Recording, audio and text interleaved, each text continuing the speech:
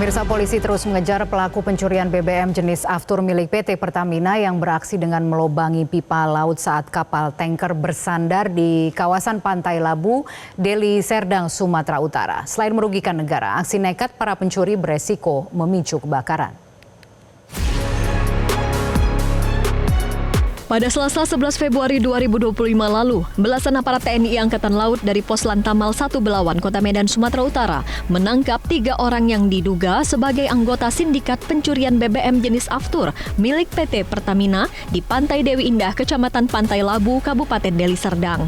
Tindak pencurian Aftur ini terungkap setelah petugas Pos Lantamal 1 menerima informasi dari warga terkait aksi pencurian BBM dengan modus melobangi pipa laut saat kapal tanker Pertamina bersandar.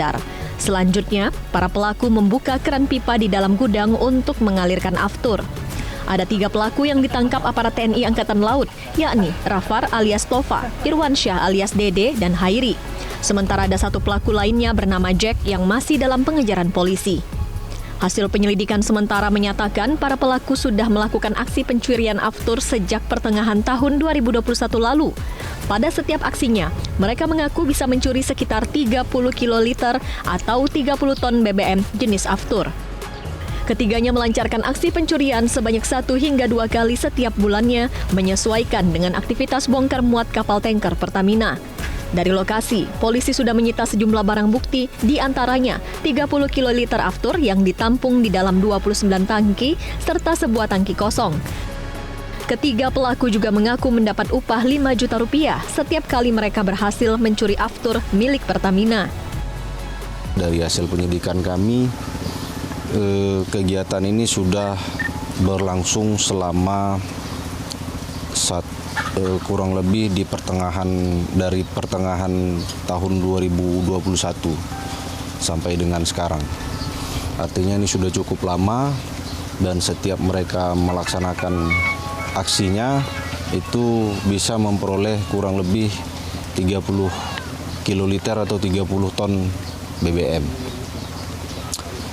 Di mana nanti akan kami dalami juga. Sampai saat ini kan ada beberapa pelaku yang belum kita amankan, sehingga informasi yang kami peroleh belum utuh.